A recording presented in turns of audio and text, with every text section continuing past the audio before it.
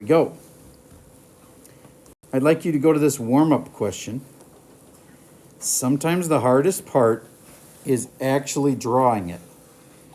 So I want you to read it over first, and I understand that you may not know exactly how this looks yet. I think you're going to find this might be true on the test too, where sometimes the hard part is figuring out how it looks. If you just give me a triangle, I can do it.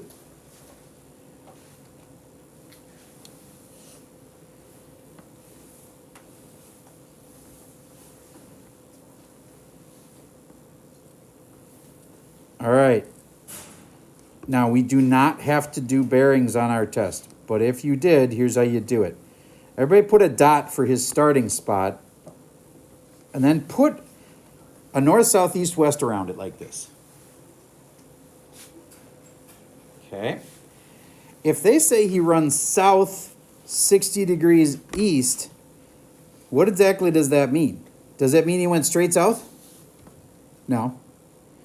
He went between south and east. Would you agree with that? Okay. And if it's south 60 degrees east, it's like we were going to go this way, but we're going to swing 60 degrees that way, 60 from it. And now we're going that direction.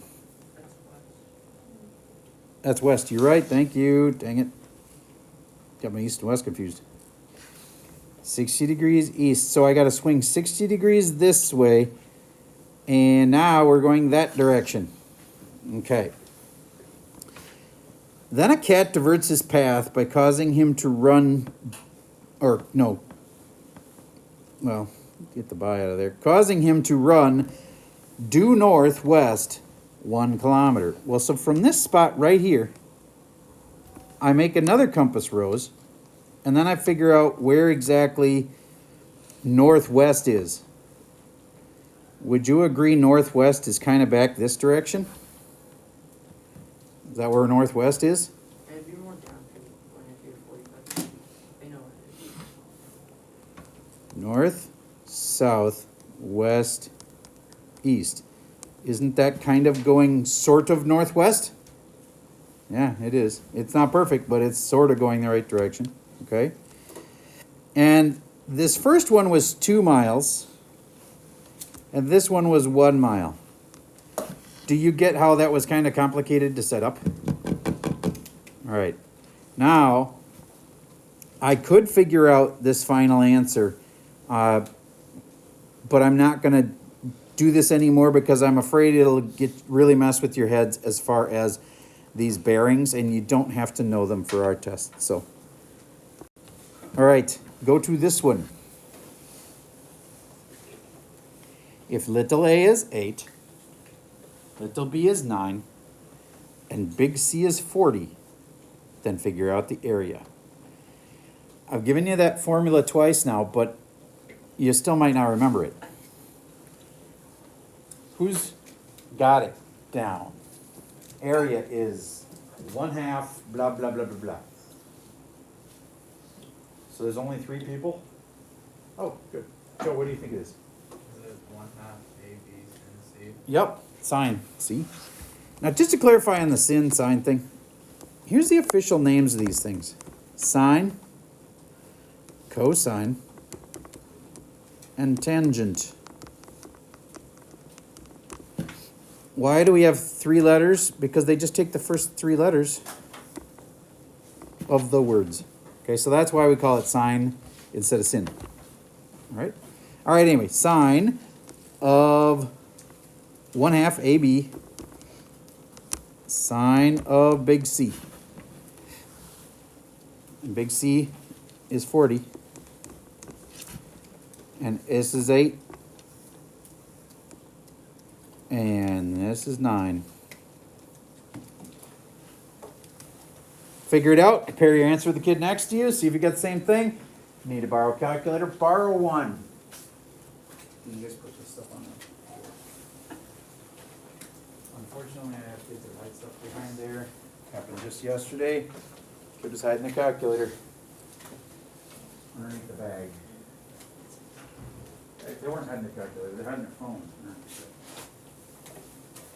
All right.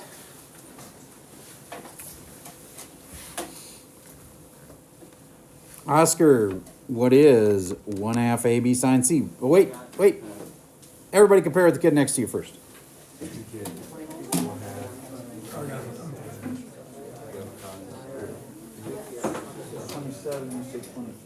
You better talk about it. Did you do cosine? Oh, I did.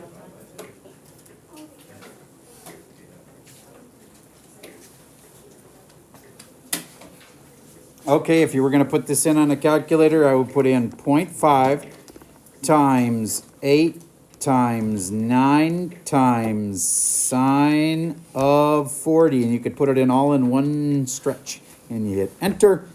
And Kavanaugh, what did you get? I got 23.14. Louder. 23.14. Anybody verify 23.14? Cool, that's the area of this triangle. Now, there's another way to find it if you have all three sides. I'm gonna show you that, but right now we didn't have all three sides, so this would have been the way to go. Okay, here's all three sides. Now, could we find the area? Yeah, but at first we'd have to find what? I don't know. One of the angles. Now, if we're gonna find one of the angles, which one should we find? It doesn't matter. But once we do find one, do you get it has to be C? All right, so let's pick an angle to do. What if I said, find me the smallest angle? Would that be the one that's across from the 5, the 7, or the 8? The smallest angle? 5. Across from the 5. Okay. What if I said the biggest angle? Across from the 8. Across from the 8. What if I said the angle that's formed by the 5 and the 8? Well, you just say it's that one, and you'd put a C there. Okay? So, in this case, I'm going to put a C here. I'd like you guys all to figure out that angle. Use the law of cosines. Why can't you just do like an inverse cosine? Because this isn't a right triangle.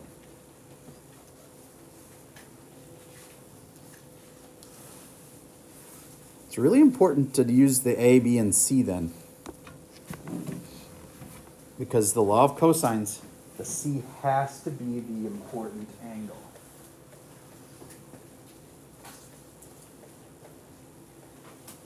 A lot of kids mess up the entry of this on the calculator. A lot. Like, I'd say 25% of you are likely to have the wrong answer at the end. Would you please be extra careful and show extra steps? Because that's the thing. If you try to put it all in the calculator and get it done in 5 seconds, you're going to screw up.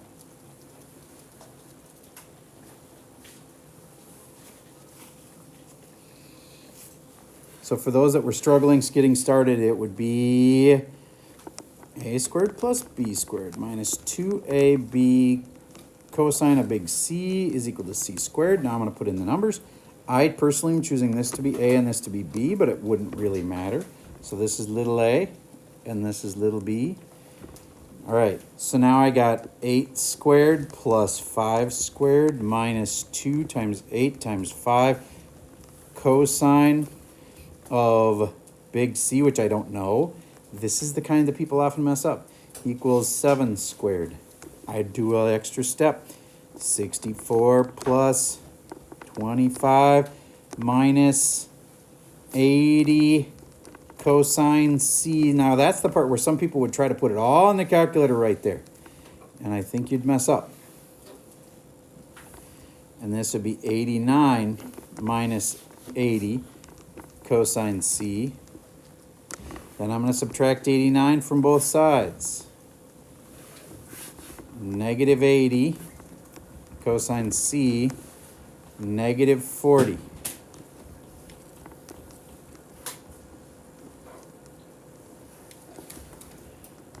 Cosine of C equals 1/2. Now how do I solve that? Inverse cosine. So I'm going to bust out my calculator because I don't have that one memorized. Inverse cosine of 0.5. 60. Anybody verify 60 degrees? Excellent. Now find the area. all of that work, that was seriously like 25 things I had to put in the calculator, at least. And now I got to do another formula? Yeah, so I'm going to show you a shortcut way to find the area of a triangle when it's got all three sides already given. 1/2 AB sine C. So this would be area of 0.5 times 8 times 5 times sine of 60.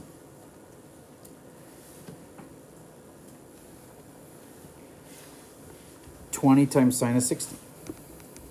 I did half of 8 is 4. 4 times 5 is 20. 20 sine 60.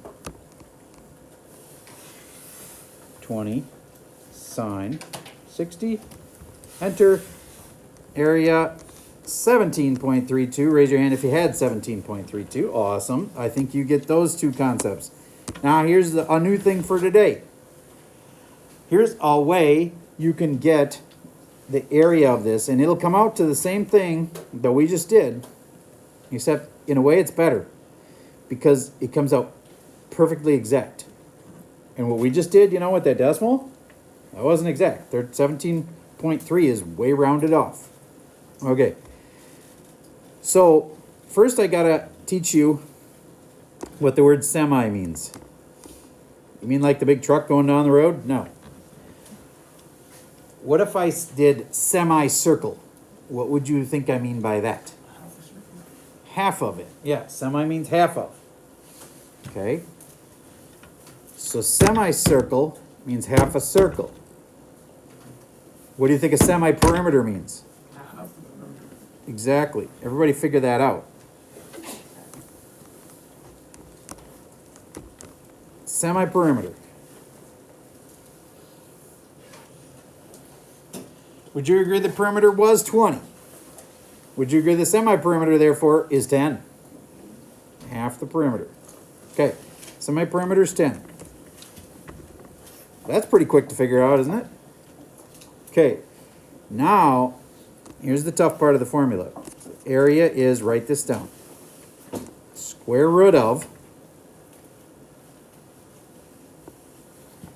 S, semi-perimeter, times S minus A, times S minus B, times S minus C.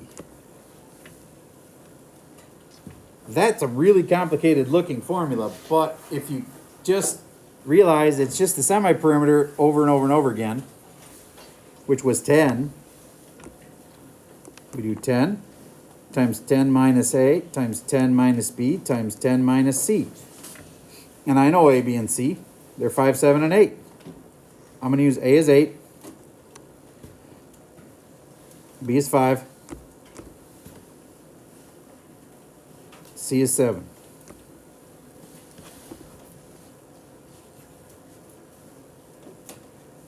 Okay, cleaning it up.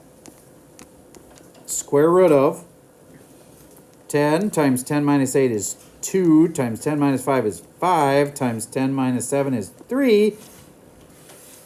And if I go 20 times 5, it's 100, times 3 is 300. The area of this thing is a square root of 300.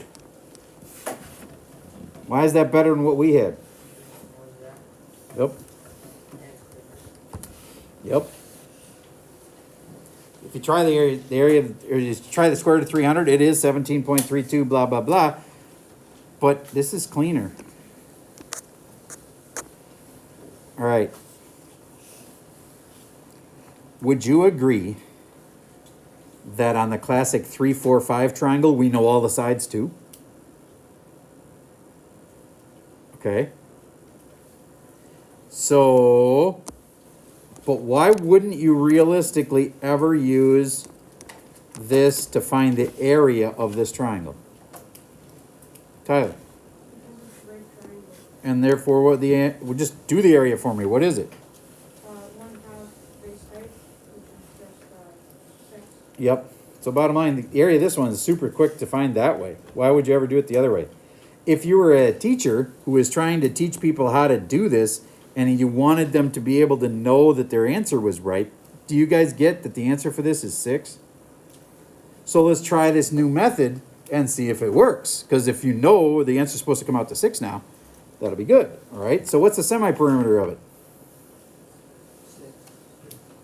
Semi-perimeter is, well, add them all up, you get 12, half of that is 6. So the semi-perimeter is 6. So area will be square root of the semi-perimeter times, and see if you can do it.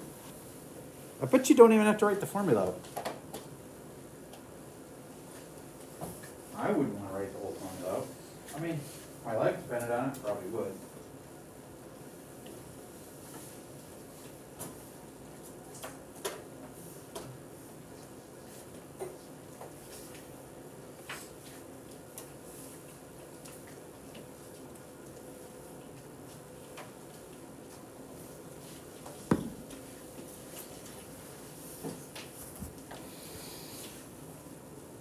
All right, for those following along at home, I am going to write it out. And now the semi-perimeter was 6, so I'm going to go 6 times 6 minus, I'm going to just do them in order, 3, 6 minus 4, and 6 minus 5. Square root of 6 times 6 minus 3 is 3, 6 minus 4 is 2, 6 minus 5 is 1. Square root of 36, which is 6. Sweet, I knew it was supposed to be 6. I got 6, yay. Do you feel like you understand that one? Okay. So, next thing we got to talk about is setting up problems where there's something called the angle of elevation. Draw a stick person.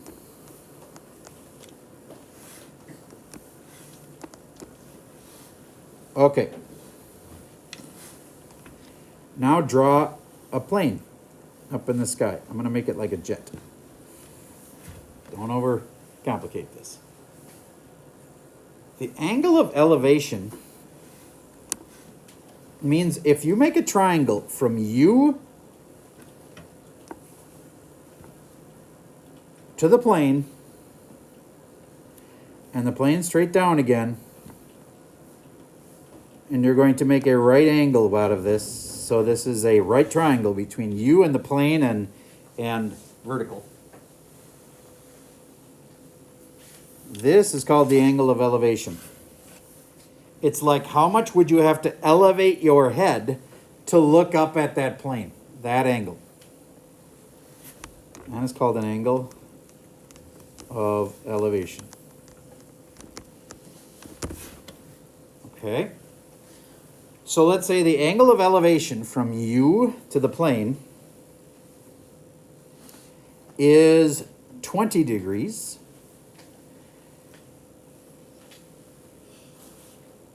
Imagine you've got this little sighting device where you hold it up to your eye and it'll tell you exactly how far away that thing is. Can you imagine a tech device that could do that, where you could have it up to your eye and you could like put it on the plane and the number would be changing really fast because the plane's moving, but it like uses lasers or something and tells you you are exactly 2 miles away from that plane? You could then figure out its height, its altitude. See what I'm saying? Yes. What you're describing is just a really good range finder. Yes. There are range finders for like golf. Have you heard of that before? Where you can like sight in on something and go, oh, I can tell that I'm 200 yards away from the hole. All right, so you're right. So imagine you've got this device, you know it's 2 miles from you to the plane. How high up is the plane? You also can tell this angle right here. This angle right here, let's say, let me just see who's quick enough to catch this. If this is a right triangle, if I said this was 30, who knows the answer already? Ah, cool, because you know those ratios. What is the answer? 1. It would be 1 mile. Why? Because if it's a 30, 60, 90, this and this are double each other. Does that make sense? Okay, so let's say it's not quite that clean. Do you think in the real world it's ever as clean as the plane was exactly 2 miles away? No. And the angle is exactly 30. And no. So let's make it more real worldish. Let's make it 2.2 miles. And let's make this 28 degrees. Now let's figure out what the altitude of the plane was. So the only hard part here really is setting up the problem from words. Now I set it up for you, so this should be easy. I'm not going to set up the next problem. I'm just going to tell you a story. You'll have to draw the picture.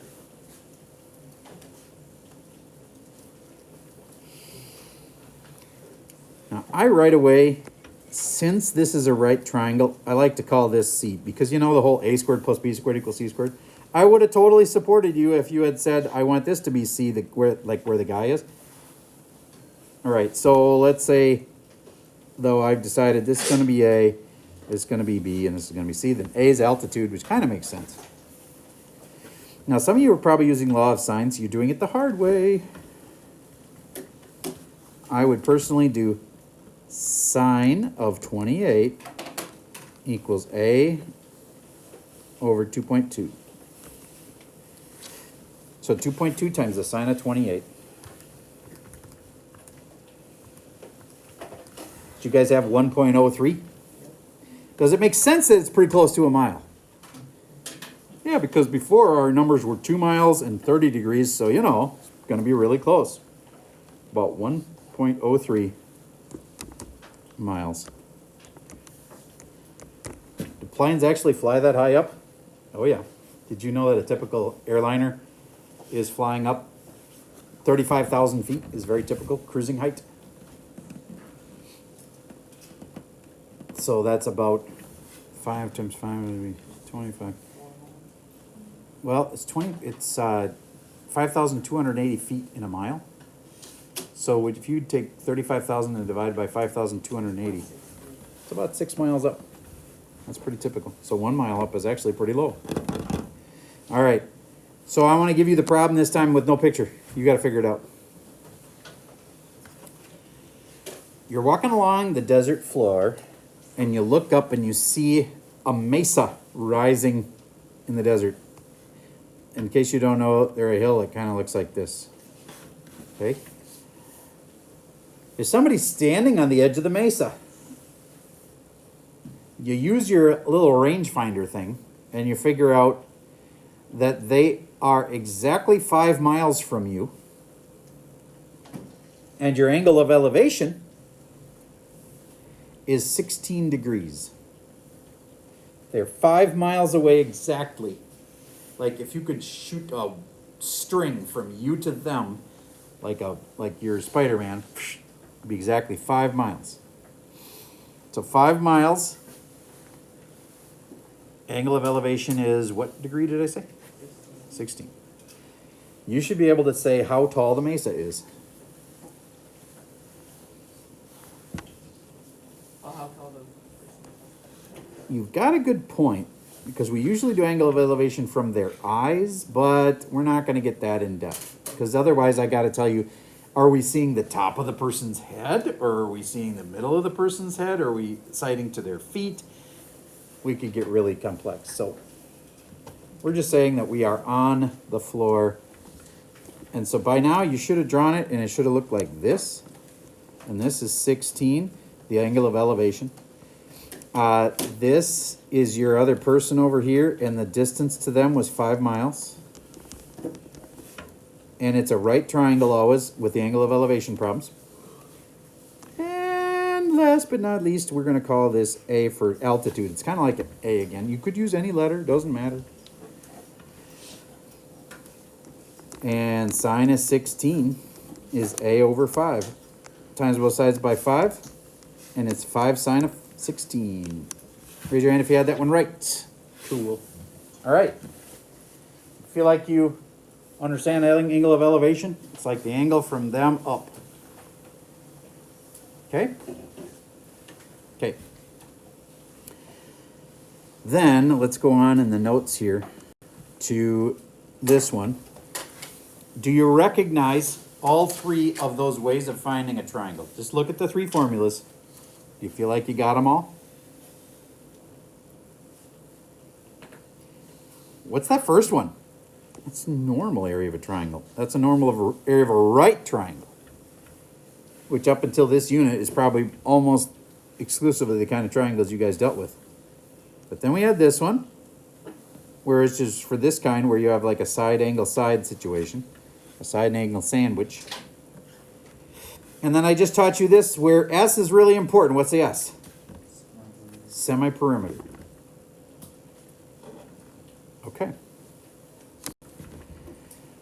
So, now you got some problems. If I was looking at this,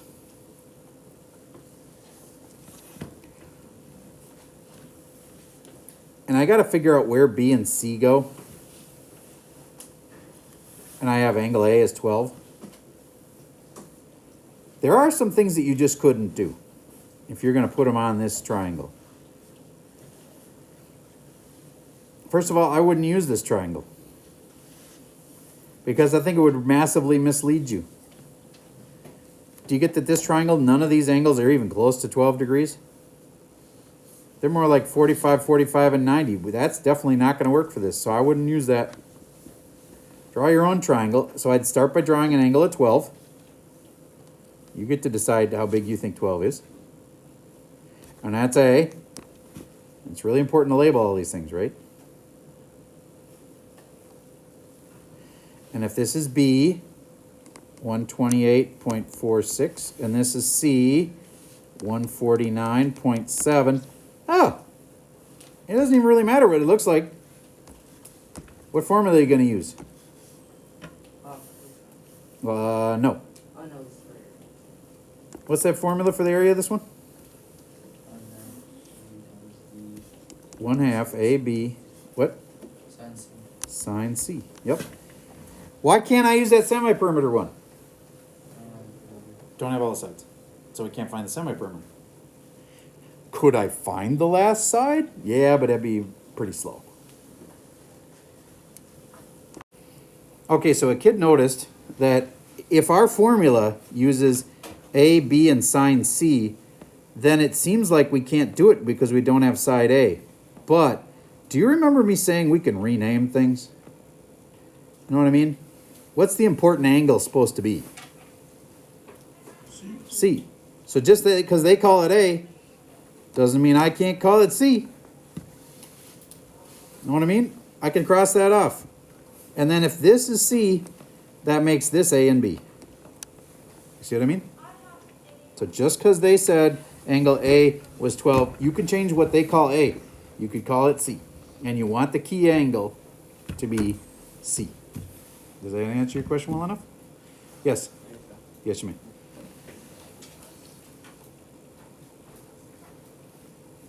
All right. So now we've got a bunch of practice problems here. All of them would be wise for you to practice. Every one of them. And I'm giving you way more practice time than normal. And I think I'm just going to give you a few minutes to work here. And then I'm going to come up with a couple more questions and then I'll be done for today. Question? In the problem before, like there is like that. I'm not going to be able to do this on the video, so I'm going to pause for a second.